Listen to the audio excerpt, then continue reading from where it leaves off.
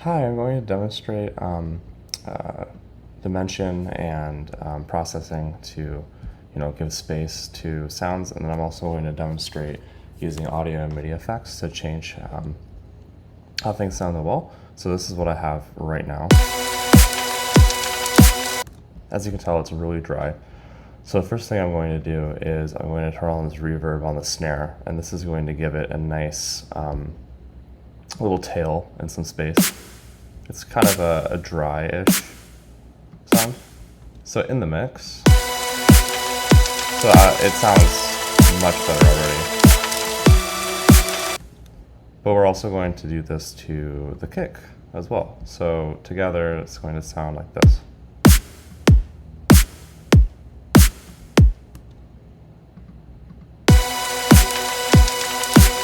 It already sounds like it's coming together space-wise. The one thing that bothers me about this little noise, white noise that I have going on, is that it doesn't conform to the beat, but it also is really mono, and I want it to be wide. I want to push it off to the side. So first I'm going to turn on my LFO tool, which is essentially just an LFO shaper, and it's going to make it more of like a hat. Like a wider hat, so we're just going to turn it on this unplug. There we go.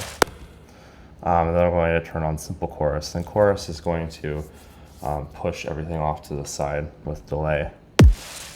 And now it sounds exactly the way I want it to sound.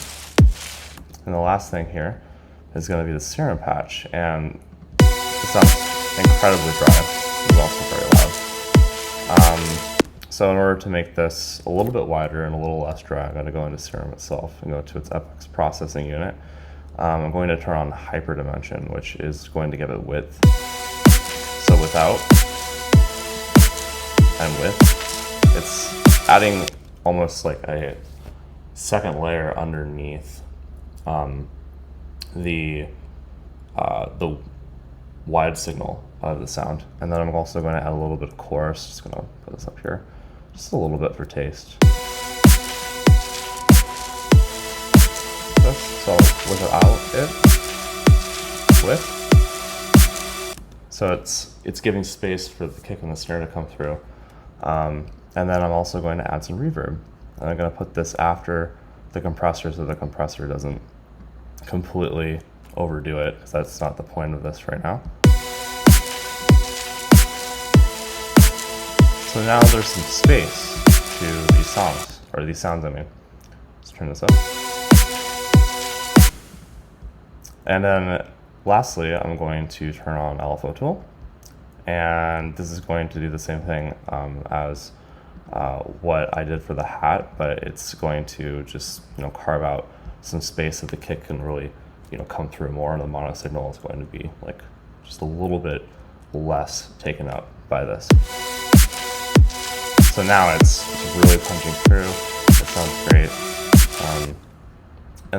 But I'm not really liking how static this chord patch is. So what I'm going to do now, so I'm going to go to MIDI effects. I'm going to look for the arpeggiator. I'm going to put this on here. And now there's some movement. And I really like this. I can change the gate, use this for tension, bring it back down.